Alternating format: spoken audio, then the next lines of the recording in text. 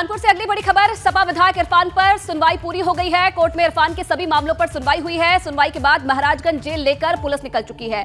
रात चाहे कितनी काली हो, सवेरा उतना ही मजेदार होता है। इरफान सोलंकी की तरफ से भी यह बयान सामने आया है। कानपुर में सपा विधायक इरफान सोलंकी पर जो सुनवाई हो रही थी वो पूरी हो गई है। कोर्ट में इरफान के सभी मामलों पर यह सुनवाई हुई है और अब जो पुलिस है सुनवाई के बाद इरफान को महाराजगंज जेल लेकर निकल चुकी है। मीडिया से बात करते हुए इरफान सोलंकी ने बड़ा बयान भी दिया है।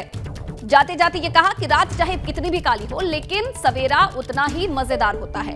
इरफान सोलंकी की तरफ से ये बयान सामने आया है जिन पर आज सुनवाई हुई और अब ये जानकारी मिल रही है कि सुनवाई पूरी हो चुकी है।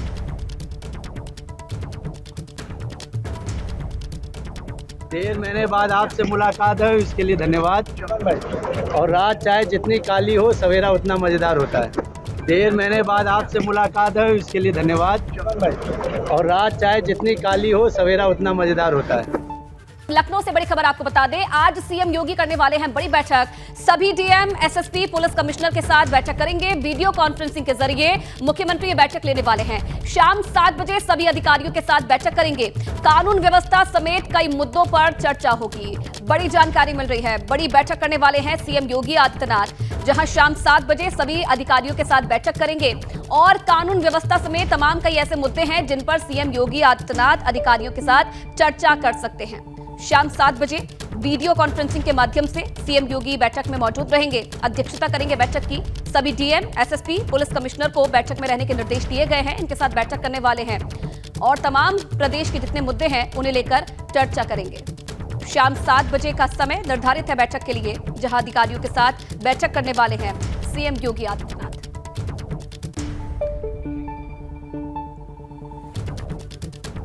सभी डीएम और तमाम जो अधिकारी हैं सभी विभागों के, वो भी इस बैठक में मौजूद रह सकते हैं। प्रदेश की कानून व्यवस्था समेत कई मुद्दे ऐसे हैं जिन्हें लेकर आज सीएम चर्चा करने वाले हैं। हेट स्पीच के मामले में आजम खान बरी हो गए हैं। आजम खान को कोर्ट से बहुत बड़ी राहत मिली है। हेट स्पीच मामले में बरी हुए हैं। निचली अदालत से 3 साल की सजा आजम खान को हुई थी और सजा के बाद विधायकी रद्द हुई थी। 27 अक्टूबर 2022 को सजा हुई थी। इधर रामपुर की स्पेशल एमपी एमएलए कोर्ट ने बरी किया। एसीजेएम कोर्ट से आजम खान को सजा हुई थी और आजम खान को कोर्ट से ये बहुत बड़ी राहत। यही मामला है जिसमें आजम खान की विधायकी गई थी। हेट स्पीच का पूरा मामला जिसमें सुनवाई हुई और निचली अदालत से 3 साल की सजा हुई थी, जिसके बाद आजम खान की विधायकी भी गई थी। और आज लेकिन कोर्ट से ये बहुत बड़ी राहत मिली है। एमपी एमएलए कोर्ट ने आजम खान को हेट स्पीच के मामले में बरी कर दिया है। समाजवादी पार्टी के नेता मोहम्मद आजम खान को 2019 के हेट स्पीच मामले में आज रामपुर की स्पेशल एमपी एमएलए कोर्ट से बड़ी राहत मिली है। 27 अक्टूबर 2022 को जिस मामले में आजम खान को 3 साल की सजा हुई थी और उसके बाद उनकी विधायकी रद्द हो गई थी, उस मामले में आजम खान अपर न्यायालय में अपील में गए थे और निचली अदालत के फैसले को पलटते हुए एडीजे की अदालत ने आजम खान को बाइज्जत बरी कर दिया है। तो 2019 का लोकसभा चुनाव के दौरान का जो हेट स्पीच का मामला था आजम खान का, उसमें आजम खान को अदालत ने आज बाइज्जत बरी कर दिया है। हालांकि आजम खान की जो विधायकी रद्द हुई थी उसके बाद से विधानसभा के उपचुनाव हुए थे रामपुर में और जो भाजपा के नेता हैं आकाश सक्सेना, वो उपचुनाव में जीत गए थे और वो विधायक बन गए थे। आज आकाश सक्सेना ने कहा कि वो फैसले का समीक्षा करेंगे और उसके बाद अपने वकीलों से राय लेने के बाद आगे की पैरोकारी करेंगे। लेकिन फिलहाल आजम खान के लिए बहुत बड़ी राहत की बात है। आजम खान के वकीलों का कहना है कि सरकारी पक्ष जो है वो आरोपों को साबित करने में नाकाम रहा और आजम खान को अदालत ने निर्दोष मानते हुए बाइज्जत बरी कर दिया है। आजम खान पर इसके अलावा भी कई मुकदमे हैं, लेकिन अब अगर दूसरा पक्ष हाईकोर्ट जाता है तो वो देखने वाली बात होगी। लेकिन फिलहाल आजम खान के लिए ये एक बड़ी जीत है कि उनको 2019 के लोकसभा चुनाव के दौरान जो हेट स्पीच का मामला था उसमें अदालत ने बाइज्जत बरी कर दिया है। Vaidur Rahman, ABP news network, Rampur. हमें न्यायालय द्वारा दोष मुक्त कर दिया गया है। उस हेट स्पीच वाले मुकदमे जिसमें हमें कन्विक्शन हुआ था तो उसे अपीलेंट कोर्ट ने एक्विटल कर दिया है। और सर सभी मामलों में हो रहे हैं? जी हाँ, सभी मामलों हेट स्पीच से रिलेटेड जो 185/2019 से रिलेटेड मुकदमे के संबंध में हम बात कर रहे हैं। क्या पूरा मामला था ये और कहाँ का मामला था, थोड़ा विस्तार से? ये मेरे साथ भाई बताएंगे, बता दो। भैया क्या मामला था भैया? ये थाना मिल्क से रिलेटेड मामला था और ये जो लोकसभा 2019 का जो इलेक्शन था उसमें उन्होंने जो स्पीच दी थी उससे रिलेटेड ये मामला था। जो प्रोसिक्यूशन ने उस रिलेटेड मुकदमे में जो उन्होंने स्पीच दी थी उसमें मुकदमे में ये एफआईआर कराई थी और वो न्यायालय में अपना केस जो साबित नहीं कर पाए और न्यायालय द्वारा हमें दोष मुक्त कर दिया गया। और इस पूरे मामले पर भाजपा विधायक आकाश सक्सेना ने क्या कहा है, आपको सुनवाते हैं। प्रतिक्रिया के लिए हमारे साथ भारतीय जनता पार्टी के विधायक हैं रामपुर से आकाश सक्सेना जी। सर ये बताइए, आजम खान को अब अदालत ने बरी कर दिया, अब आगे क्या होगा?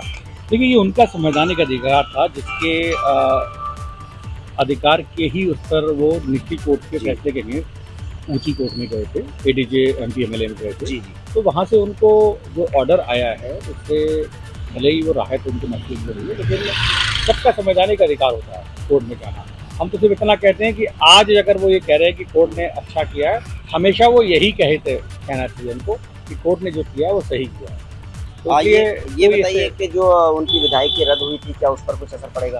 देखिए, ये सब चीज़ें अभी कानूनी पेज हैं, तो ऑर्डर एक बार पढ़ लें। और दूसरा एक नियम होता है कि अगर निचली कोर्ट एक बार किसी को सज़ा कर देती है जी, तो उसमें उसके जो संवैधानिक पद होता है वो चुनाव होता है और 6 साल के लिए चुनाव उसका बाद होता है। तो उसका इस बात से कोई मतलब नहीं है। ये उनको व्यक्तिगत एक राह जरूर हो सकती है, लेकिन जो कानूनी पेश है उसका वो एक केस है। इस फैसले के खिलाफ आप हाई कोर्ट में अपील करेंगे? देखिए, अभी उसको स्टडी कर रहे हैं, अभियोजन पक्ष उसको देख रहा है और देखकर उसको निर्णय करेंगे। तो राजनीतिक को फायदा मिलेगा क्योंकि चुनावी माहौल है, क्योंकि आजम खान को एक और मामले में 2 साल की सजा मुरादाबाद की कोर्ट से भी हो रखी है। तो क्या आपको लगता है कि राजनीतिक फायदा आजम खान को जरूर मिलेगा? देखिए, ऐसा हम हमेशा से ही कोर्ट के फैसले का स्वागत करते हैं। हम हमेशा से ही ये कहते हैं कि जो न्यायालय करेगा वो हमें बिल्कुल मंजूर होगा। तो और बाकी जो रहे बात राजनीतिक, जनता जिसके साथ होगी आगे पैरोकारी करेंगे इस मामले में? पैरोकारी हमेशा से ही मजबूत चल रही है, मजबूत हमेशा चलती है। तो अपील का मतलब मन बना लिया है?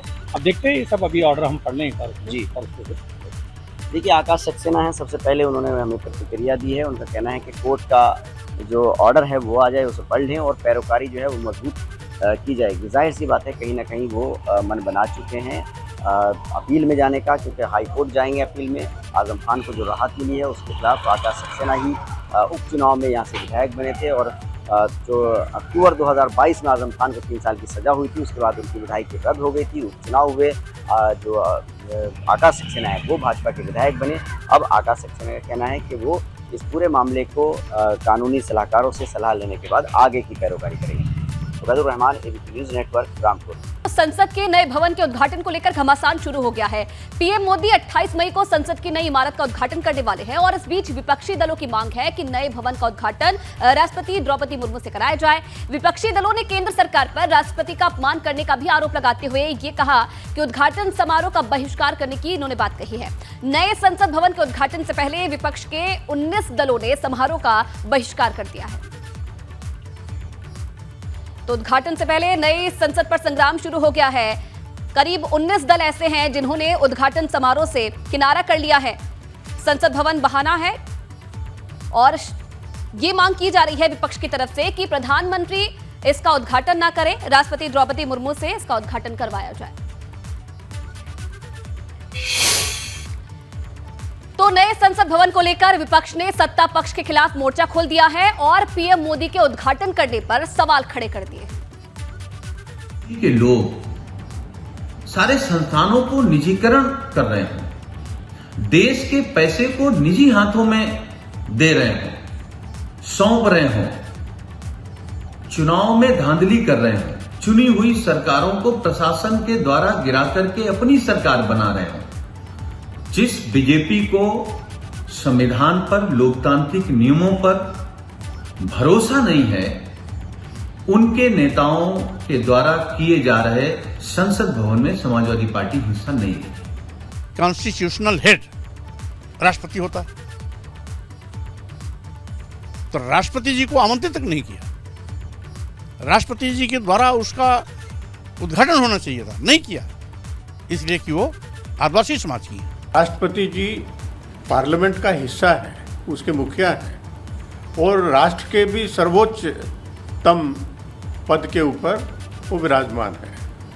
और एक कोई छोटी मोटी बिल्डिंग का उद्घाटन नहीं है, ये पूरी की पूरी पार्लियामेंट, नई पार्लियामेंट की बिल्डिंग का उद्घाटन है, जिसे राष्ट्रपति के द्वारा किया जाना चाहिए था। और जो अनेक पार्टियों ने इसका बहिष्कार किया है कार्यक्रम का, क्योंकि जिस प्रकार राष्ट्रपति जी की उपेक्षा की गई है, राष्ट्रपति जी को केवल राजनीतिक रैलियों में नाम लेके और आदिवासी समाज को आगे बढ़ाने का एक प्रतीक के रूप में प्रोजेक्ट किया जाना, ये अत्यंत दुर्भाग्यपूर्ण है। सभी लोगों से बात हुई है हमारी, और हम लोग जो है इसका हम लोग विरोध करेंगे, बॉयकॉट करेंगे। तो पहला सेशन है, हम लोगों का मानना है कि राष्ट्रपति जी जो हैं उनसे जो है उद्घाटन कराना चाहिए था, क्योंकि पार्लियामेंट के जो हेड होते हैं एक तरह से वो राष्ट्रपति ही होते हैं, और उनसे ना करा करके ये कहीं ना कहीं से राष्ट्रपति जी का अपमान जो है वो किया जा रहा है। तो हम लोग चाहते हैं कि पहला जो सेशन जो है, जो उद्घाटन जो भी हो रहा है, इसका सभी विपक्ष के दल मिल करके जो है बॉयकॉट करना। देखिए, बीते कुछ दिनों में जब से हमें ये पता चला कि प्रधानमंत्री जी स्वयं ही नई पार्लियामेंट्री बिल्डिंग का इनॉग्रेशन करेंगे, तो हम सब ने सलाह दी, सुझाव दिए, अपना पक्ष रखा कि ये जो संवैधानिक व्यवस्था है पार्लियामेंट को लेकर के, जहां महामहिम को, माननीय राष्ट्रपति महोदया को ये इनॉग्रेशन करना चाहिए था, क्योंकि ये परंपरा के अनुकूल होता, रवायतों के अनुकूल होता, संविधान सर्वोपरि है इस भावना की पुष्टि होती। लेकिन प्रधानमंत्री जी की अपनी चॉइस है, कहाँ सुनते हैं लोगों की। अंततः सारे विपक्ष ने यह निर्णय लिया कि एक संदेश दिया जाए, ताकि आज से 20 बरस बाद, 25 बरस बाद, 50 बरस बाद जब ये इस दौर का इतिहास लिखा जाएगा, तो ये लोग इस बात की तस्दीक करेंगे कि विपक्ष के कई अधिकांश दलों ने, बल्कि कई क्यों अधिकांश दलों ने इस बात के पक्ष में अपनी राय रखी कि संविधान सर्वोपरि होता है। भारतीय जनता पार्टी और उसकी सरकार के पास बेवजह के मुद्दे हैं, और उन मुद्दों पर सहमति हुई आवश्यक नहीं। विपक्ष को किसी भी अवसर पर कॉन्फिडेंस में नहीं लिया गया कि नई बिल्डिंग बननी है कि नहीं बननी है। ब्रिटिश पार्लियामेंट इससे पुरानी है। कई मुल्कों में जहां लोकतंत्र के मंदिर हैं, वहां की बिल्डिंगें इससे पुरानी हैं। तो क्या पुरानी बिल्डिंग से काम नहीं चलाया जा सकता था? अगर आवश्यक था तो क्यों विपक्षी दलों को विश्वास में नहीं लिया गया? तारीख की घोषणा करने से पहले भी क्यों विपक्षी दलों को विश्वास में नहीं लिया गया? सपा अध्यक्ष अखिलेश यादव ने ट्वीट करके कहा है कि भाजपाइयों द्वारा संसद के दिखावटी उद्घाटन से नहीं, बल्कि वहां पर लिखे श्लोक की मूल भावना को समझकर सभी को सुनने और समझने का बराबर अवसर देना ही सच्ची संसदीय परंपरा है। जहां सत्ता का अभिमान हो परंतु विपक्ष का मान नहीं, वो सच्ची संसद हो ही नहीं सकती। उसके उद्घाटन में क्या जाना। तो अखिलेश यादव ने भी निशाना साधा है, और अखिलेश यादव का ये ट्वीट आप देख रहे हैं, जिन्होंने सरकार पर निशाना साधा है। भाजपाइयों द्वारा संसद के दिखावटी उद्घाटन से नहीं, बल्कि वहां लिखे श्लोकों से। इधर कांग्रेस नेता राहुल गांधी ने भी ट्वीट किया है और लिखा है कि राष्ट्रपति से संसद का उद्घाटन ना करवाना और ना ही उन्हें समारोह में बुलाना, ये देश के सर्वोच्च संवैधानिक पद का अपमान है। संसद अहंकार की ईंटों से नहीं, बल्कि संवैधानिक मूल्यों से बनती है। कांग्रेस नेता राहुल गांधी का ये ट्वीट आप देख रहे हैं। संसद भवन के उद्घाटन पर बोले हैं कांग्रेस सांसद प्रमोद तिवारी। राष्ट्रपति लोकतंत्र में सबसे बड़ा पद है, वही करे उद्घाटन। पीएम फोटोजेनिक हो गए हैं। कार्यक्रम में उपराष्ट्रपति को भी नहीं बुलाया गया। लोकतंत्र की हत्या में शामिल नहीं हो सकती है कांग्रेस। कांग्रेस नेता प्रमोद तिवारी का यह बयान सामने आया है।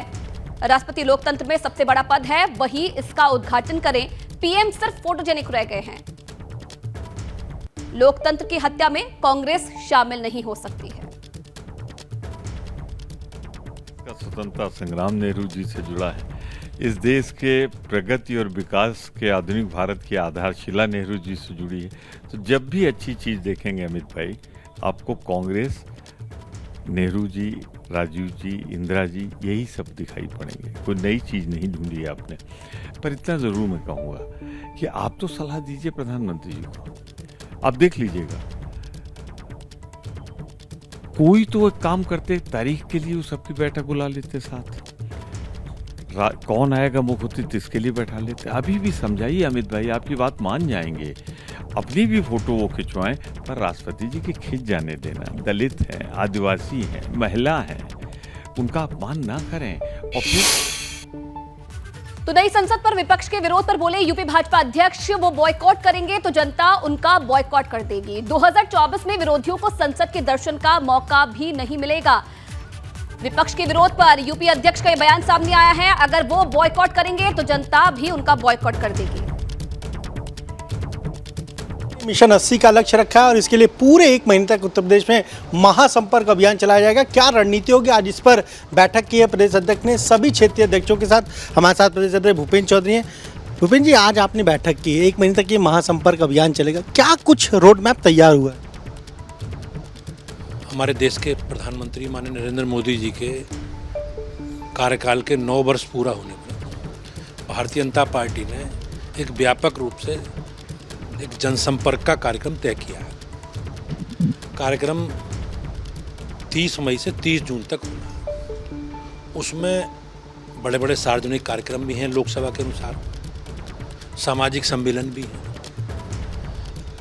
और व्यक्तिगत संपर्क, अलग अलग सामाजिक वर्गों के एकत्रीकरण करके लोगों से संपर्क, मतलब पूरा 1 महीने का कार्यक्रम है।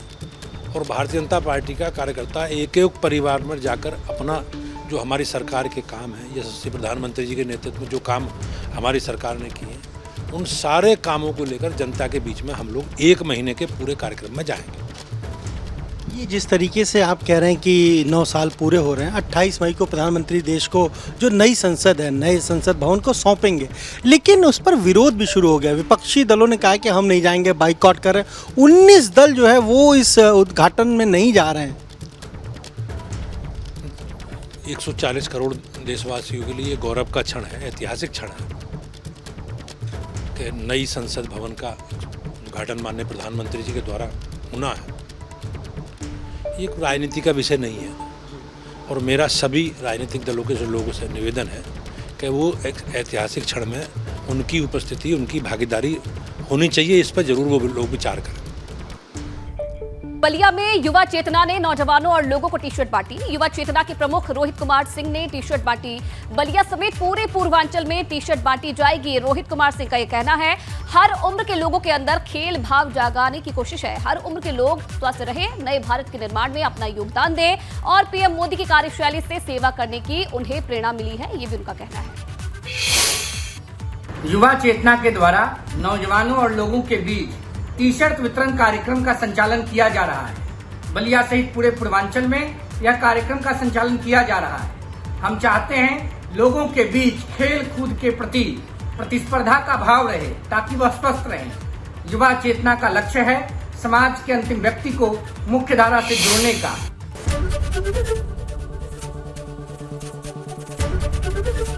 एबीपी गंगा, खबर आपकी, जुबान आपकी।